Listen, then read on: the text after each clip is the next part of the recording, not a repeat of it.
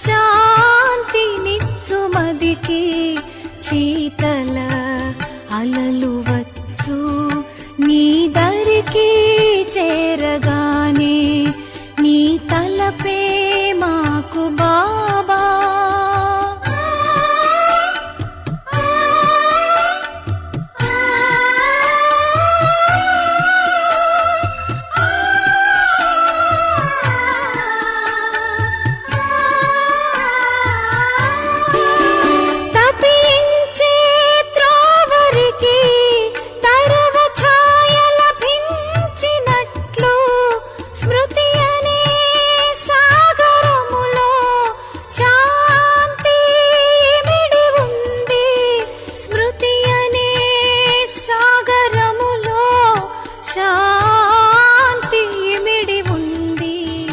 గాఢమైన అనుభవాల రతనాలు మేము పొందాము నీ తలపే మాకు బాబా.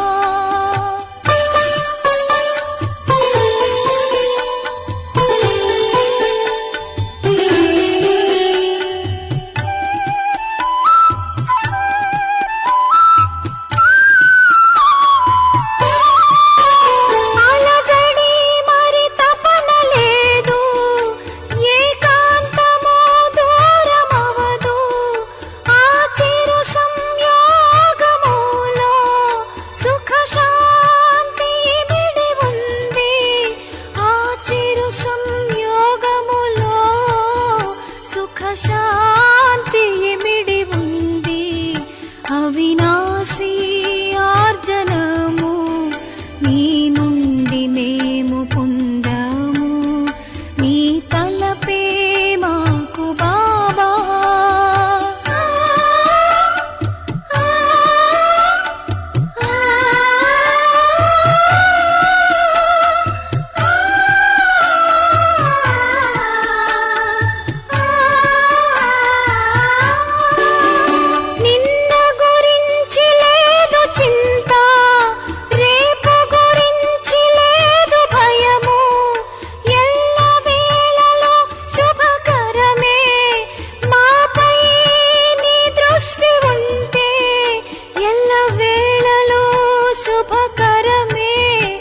మాపై నీ దృష్టి ఉంటే భౌతిక లోకంలో ఎవరికి ఎచట తెలపాలి నీ తలపే మాకు బాబా.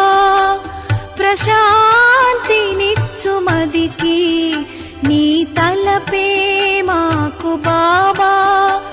ప్రశాంతినిచ్చు మదికి శీతల అలలు వచ్చు నీ దరికి చేరగానే నీ తలపే మాకు బాబా.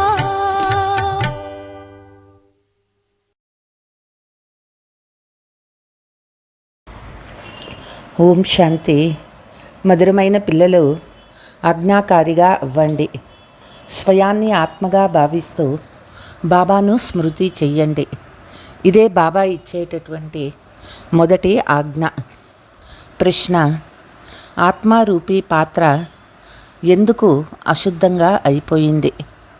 దానిని శుద్ధం తయారు చేసేందుకు సాధన ఏమిటి? జవాబు: వ్యర్థమైన విషయాలను వినిపిస్తూ ఉంటే ఆత్మారూపీ పాత్ర అశుద్ధంగా అయిపోతుంది. దానిని శుద్ధంగా తయారు చేసేందుకు చెడు వినకండి, చెడు చూడకండి అని బాబా ఆజ్ఞాపిస్తారు. ఒక్క బాబా నుండే వినండి, బాబానే చూడండి. అప్పుడు ఆత్మారూపీ పాత్ర శుద్ధంగా అయిపోతుంది. ఆత్మ మరియు శరీరము రెండు పావనంగా అయిపోతాయి. పాట: ఎవరైతే బాబాతో ఉంటారో వాళ్ళ కొరకు. ఓం శాంతి. అర్థాన్ని పిల్లలు అర్థం చేసుకున్నారు. పిల్లలకు గడి గడి పాయింట్లను ఇవ్వటం జరుగుతుంది. గడి గడి బాబా ఇచ్చే వారసత్వాన్ని స్మృతి చేయండి చెప్తూ ఉన్నారు. ఇక్కడ మనుషుల విషయమేమీ లేదు. మనుషుల లేక ఎవరైనా దేవతల స్మృతిని కలిగిస్తారు. పారలౌకిక తండ్రి స్మృతిని ఎవరూ కలిగించలేరు. ఎందుకంటే తండ్రిని గురించి ఎవ్వరికీ తెలియదు. ఇక్కడ స్వయాన్ని ఆత్మగా భావిస్తూ బాబాని స్మృతి చేయండి. మీకు గడి తెలియచేయటం జరుగుతుంది.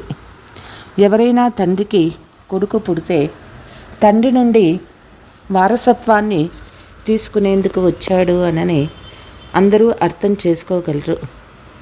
అతడికి తండ్రి మరియు వారసత్వం కూడా గుర్తుంటుంది. ఇక్కడ కూడా అంతే. పిల్లలకు తప్పకుండా తండ్రిని గురించి తెలియదు. కాబట్టే తండ్రి రావాల్సి ఉంటుంది. ఎవరైతే తండ్రితో ఉంటారో వారి కోసమే ఈ జ్ఞానవర్షం కురుస్తుంది. వేదశాస్త్రాలు మొదలైన వాటిలో ఏ జ్ఞానమైతే ఉందో అదంతా భక్తి మార్గపు సామాగ్రియే. జప, తప, దాన, పుణ్య, సంధ్య, గాయత్రి మొదలైనవి ఏవైతే చేస్తారో అవన్నీ భక్తి మార్గపు సామాగ్రినే అయింది. సన్యాసులు కూడా భక్తులే. పవిత్రత లేకుండా ఎవరూ శాంతిధామానికి వెళ్ళలేరు. కాబట్టే వాళ్ళు ఇల్లు వాకిళ్ళు వదిలేస్తారు. కానీ మొత్తం ప్రపంచమంతా ఈ విధంగా చెయ్యదు కదా. వారు హఠయోగము డ్రామాలో రచించబడి ఉన్నది. పిల్లలు మీకు రాజయోగాన్ని నేర్పించేందుకు బాబా కల్పకల్పము ఒకేసారి వస్తారు. నాకు ఇంకే అవతారము ఉండదు. రీఇన్కార్నేషన్ ఆఫ్ గాడ్ అని అంటారు. అతడు ఉన్నతోన్నతమైన వారు. మరి తప్పకుండా జగదాంబ మరియు జగత్పితాల పునరావతరణ జరగాలి.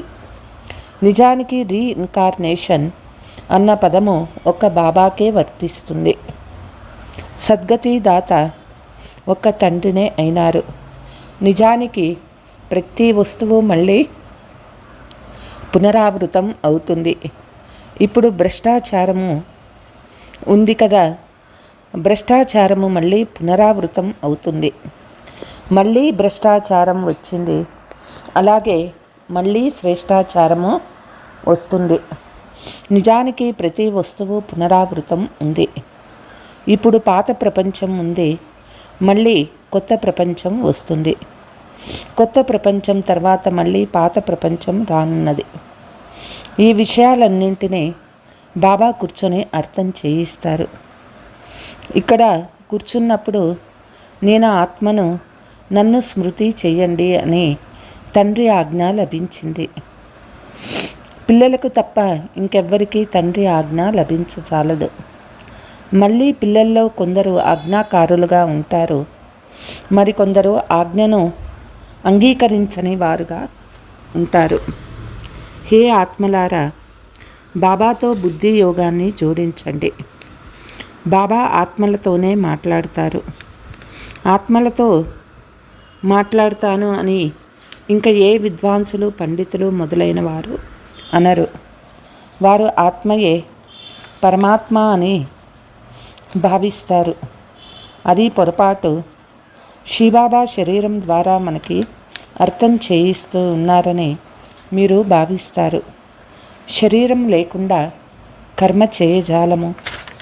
మొట్టమొదట ఈ నిశ్చయం కావాలి.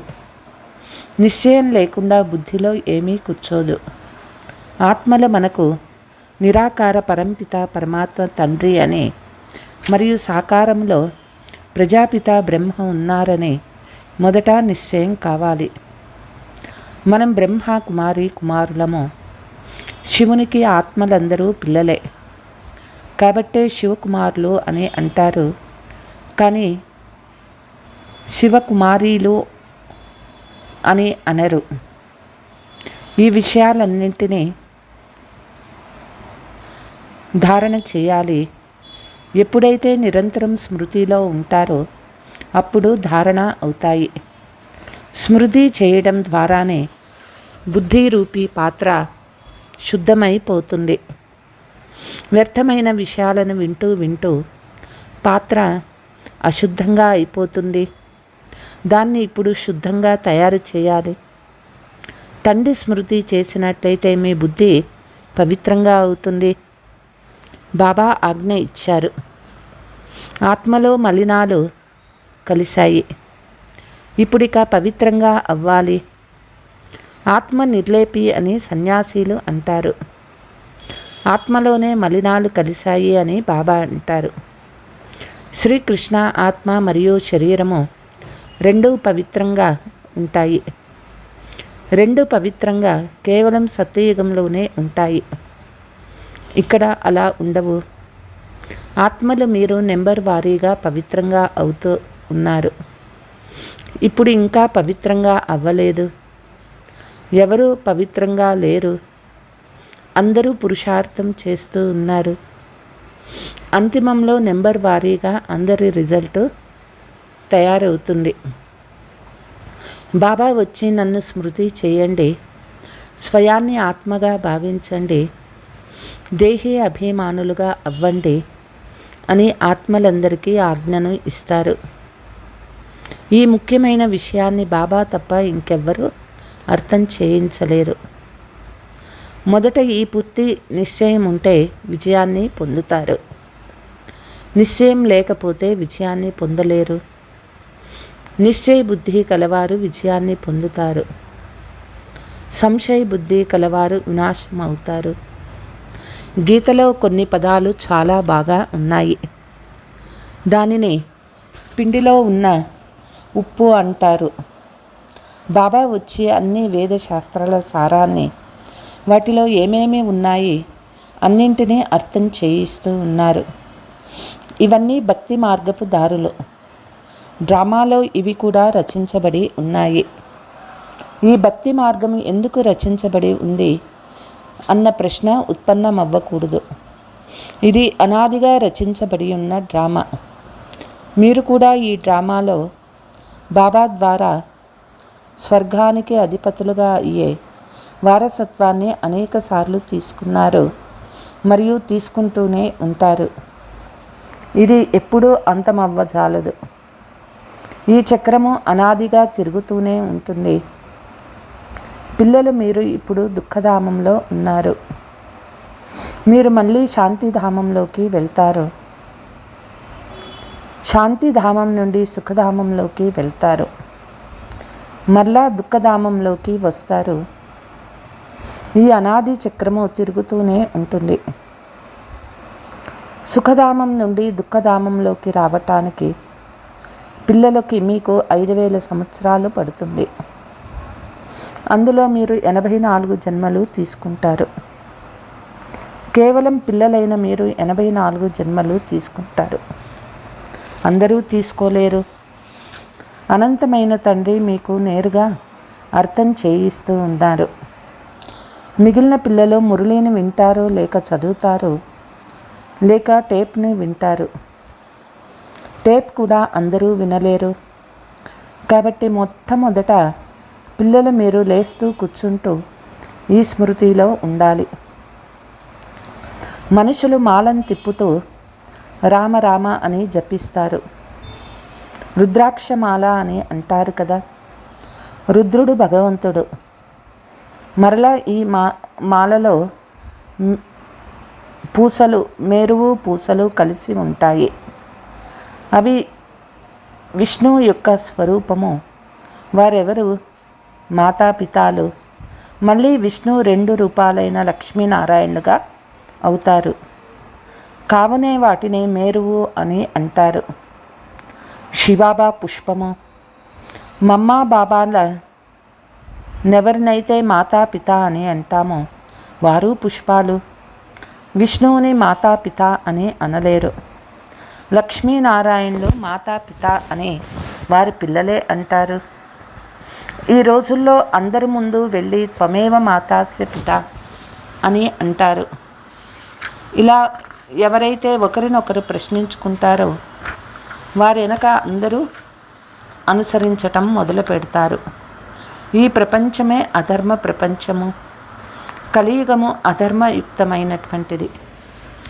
సత్యయుగము ధార్మికమైనది. అక్కడ ఆత్మ మరియు శరీరము రెండూ పవిత్రంగా ఉంటాయి. సత్యయుగంలో కృష్ణుడు తెల్లగా ఉంటాడు. మళ్ళీ అంతిమ జన్మలో అతడి ఆత్మ శ్యామ్గా అయింది. ఈ బ్రహ్మ సరస్వతిలు ఈ సమయంలో నల్లగా ఉన్నారు కదా. ఆత్మ నల్లగా అయిపోతే దాని నగ కూడా నల్లగా అయిపోతాయి.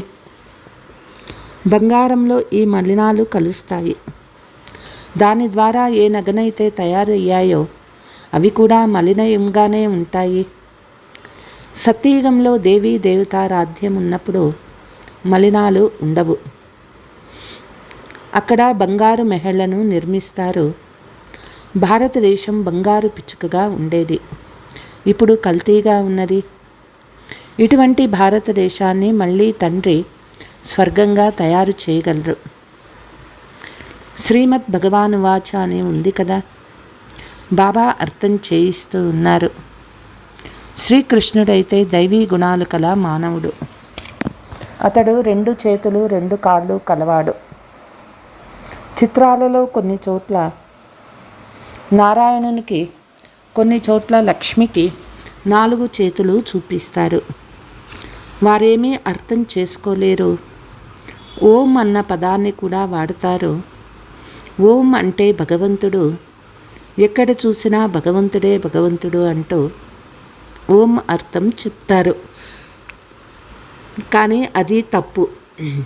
ఓం అంటే నేను ఆత్మను. బాబా కూడా అహం ఆత్మ అని అంటారు. బాబా ఉన్నతోన్నతమైన వారు కాబట్టే పరమాత్మ అని అంటారు. పరంధామంలో ఉంటారు.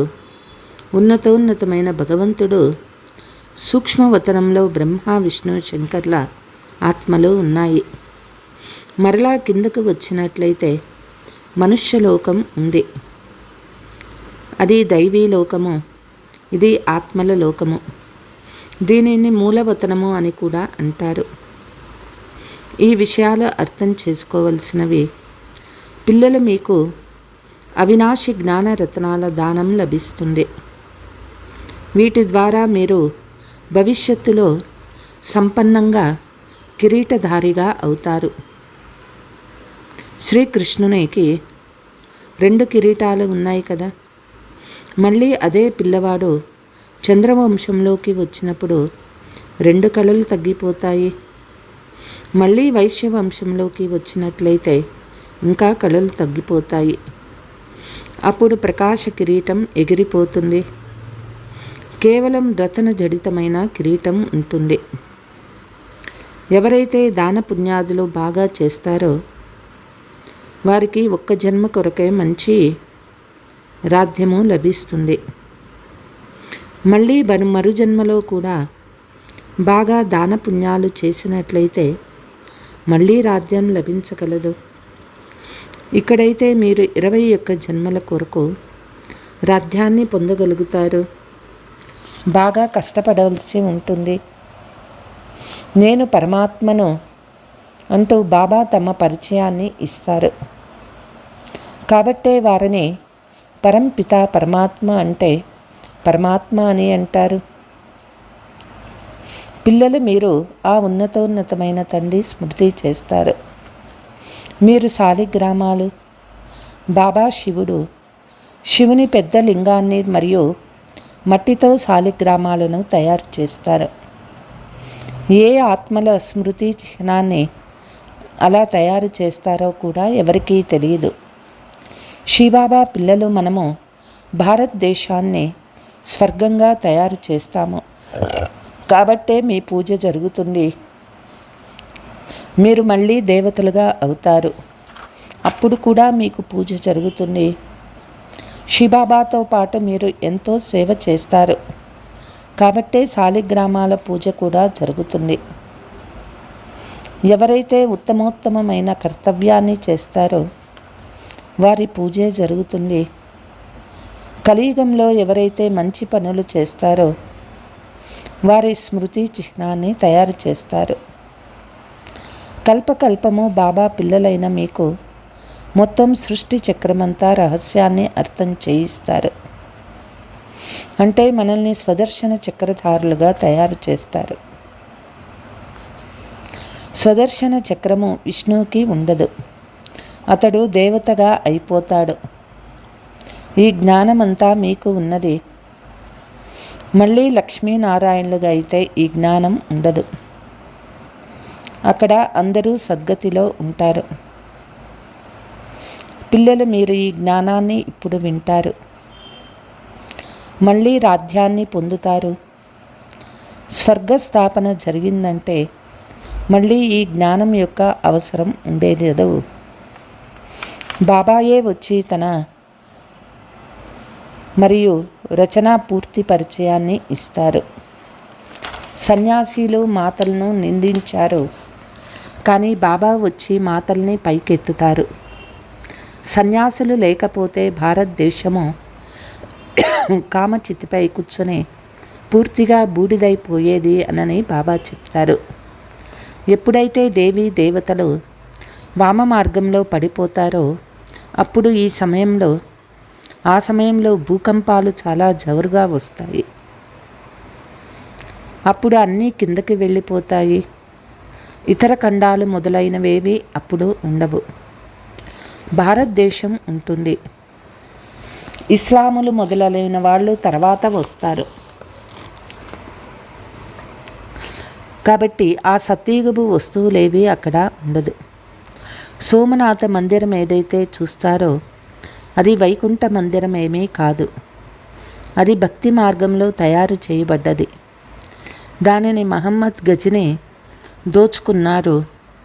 దేవతల మహళ్ళు మొదలైనవన్నీ భూకంపాలలో అంతమైపోతాయి. మెహళ్ళు కింద వెళ్ళి మళ్ళీ అవే పైకి వస్తాయి కాదు. అవన్నీ లోపలే ముక్కలు ముక్కలుగా అయ్యి కుళ్ళిపోతాయి. మళ్ళీ తవ్వినట్లయితే కొన్ని లభిస్తాయి, కానీ ఇప్పుడైతే ఏమీ లభించదు. శాస్త్రాలలో ఈ విషయాలు ఏమీ లేవు. సద్గతి దాత ఒక్క తండ్రినే అయినారు. మొట్టమొదట ఈ నిశ్చయం కావాలి. నిశ్చయంలోనే మాయా విఘ్నాలు కలిగిస్తుంది. భగవంతుడు ఎలా వస్తాడు అని అంటారు. శివ జయంతి ఉన్నదంటే మరి తప్పకుండా వాళ్ళు వచ్చి ఉంటారు కదా. అనంతమైన పగలు, అనంతమైన రాత్రి సమయంలో సంగమ యుగంలో బాబా వస్తారు. ఏ సమయంలో వస్తారో ఎవరికీ తెలియదు. పిల్లలకి తెలుసు. బాబాయే ఈ జ్ఞానాన్ని ఇచ్చారు. మరి దివ్య దృష్టి ద్వారా ఈ చిత్రాలు మొదలైన వాటిని తయారు చేయించారు. గీతలో కూడా కల్పవృక్షం వర్ణన కొంత ఉన్నది. బాబా ఇప్పుడు మీరు ఇక్కడ ఉన్నాము. కల్ప పూర్వం కూడా ఉన్నాము. కల్పము ఇలా కలుస్తూనే ఉంటాము. కల్పము మీకు ఈ జ్ఞానాన్ని ఇస్తారు. కాబట్టి చక్రం కూడా నిరూపించబడుతుంది కదా. కానీ మీరు తప్ప ఇంకెవ్వరూ ఈ విషయాలను అర్థం చేసుకోలేరు. ఇవన్నీ సృష్టి చక్రపు చిత్రాలు. వీటిని తప్పకుండా ఎవరో తయారు చేయించి ఉంటారు కదా. బాబా కూడా దీనిపై అర్థం చేయిస్తారు. పిల్లలు కూడా దీనిపై అర్థం చేయిస్తారు. అచ్చా, मीठे मीठे सिकीलते बच्चों प्रति मात पिता बाप दादा का याद प्यार और गुड मॉर्निंग। रूहानी बाप की रूहानी बच्चों को नमस्ते। हम रूहानी बच्चों की रूहानी मात पिता बाप दादा का याद प्यार गुड మార్నింగ్ డబల్ నమస్తే. ధారణ: ప్రతి విషయంలోనూ విజయానికి ఆధారము నిశ్చయమే. కాబట్టి నిశ్చయ బుద్ధులుగా తప్పకుండా అవ్వాలి. సద్గతి దాత అయిన బాబా పైన ఎప్పుడూ సంశయం ఉత్పన్నం చేయకూడదు. బుద్ధిని పవిత్రంగా లేక శుద్ధంగా తయారు చేసుకునేందుకు అశరీరులుగా అయ్యే అభ్యాసం చేయాలి. వ్యర్థ విషయాలను వినకూడదు, వినిపించకూడదు. వరదానము: అనంతమైన స్మృతి స్వరూపం ద్వారా హద్దు విషయాలను సమాప్తం చేసే అనుభవీ మూర్తి భవ. శ్రేష్ఠ ఆత్మలైన మనకి డైరెక్ట్ బీజము మరియు ముఖ్యమైన 2 ఆకులు త్రిమూర్తులతో సమీప సంబంధం ఉండే కాండమే వంటి వాళ్ళం. ఇటువంటి ఉన్నతమైన స్థితిలో స్థితులవ్వండి. అనంతమైన స్మృతి స్వరూపులుగా అయినట్లయితే హద్దులోని వ్యర్థ విషయాలు సమాప్తమైపోతాయి. అనంతమైన వానప్రస్థంలోకి వచ్చినట్లయితే సదా సర్వ అనుభవీ మూర్తులుగా అయిపోతారు. పూర్వజన్మ వృత్తి ఏదైతే ఉందో దానిని సదా స్మృతిలో ఉంచుకోండి. అమరజ్యోతులై అంధకారంలో దారి తప్పి తిరుగుతూ ఉన్న ఆత్మను ఆశ్రయ స్థానంలో ఉంచడమే పూర్వజులైన మీ పని. స్లోగన్: ఏ విషయంలోనైనా తికమక చెందేందుకు బదులుగా ఆనందాన్ని అనుభవం చేయటమే ఆనందయోగులుగా అవ్వటము. అచ్చా. ఓం శాంతి.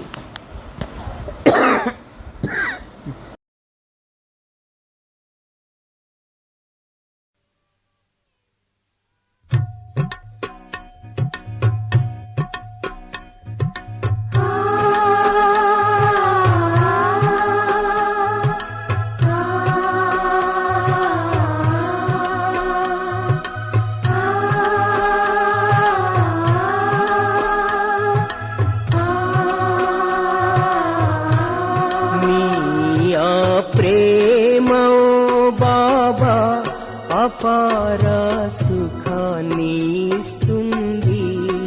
నీ ప్రేమ బాబా అపార సుఖాన్ని ఇస్తుంది.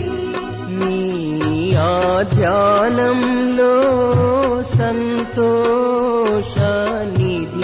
లభిస్తుంది. నీ ధ్యానంలో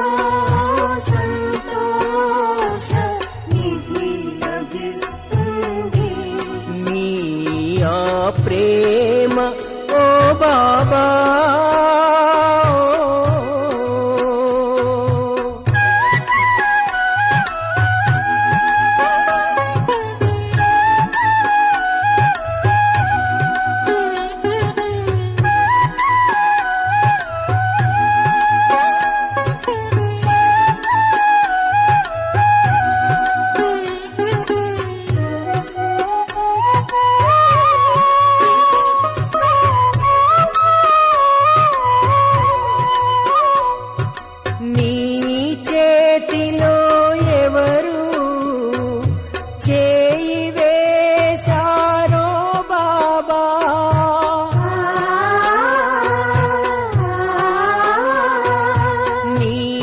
చేతిలో ఎవరు చేయి వేశారో బాబా, నీ మార్గంలో నడచి నీ బాసట పొందారో బాబా, నీ బాసట పొందారో బాబా. కమలం లాంటి జీవితమే జగతిలో వారికి లభించు, నీ ఆ ప్రేమ ఓ బాబా.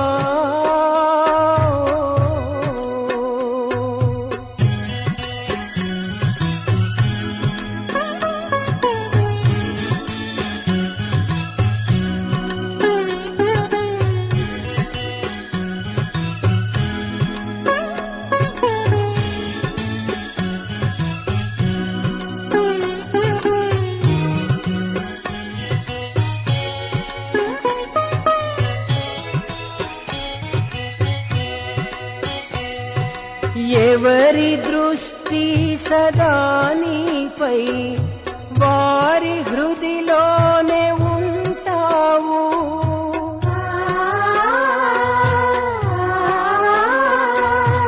ఎవరి దృష్టి సదా నీపై, వారి హృదిలోనే ఉంటావు. ఎవరి జీవితం పావనమౌనో నీవే ఎప్పుడు కనిపిస్తావు, నీవే ఎప్పుడు కనిపిస్తావు. నీ కనురెప్పల ఛాయలో సతతము విశ్రమిస్తారు. నీ ఆ ప్రేమ ఓ బాబా.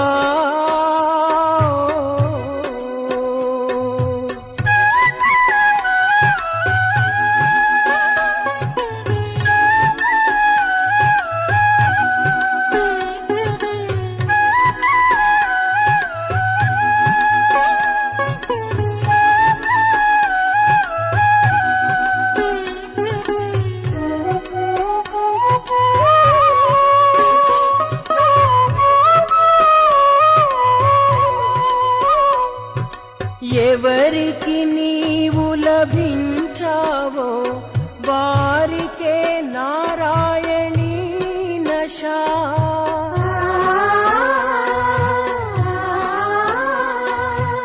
ఎవరికి నీవు లభించావో వారికే నారాయణీ నశా. ఎవరు చేయరు ఈ జగతిలో రాసక్రీడవారు తప్ప, రాసక్రీడవారు తప్ప.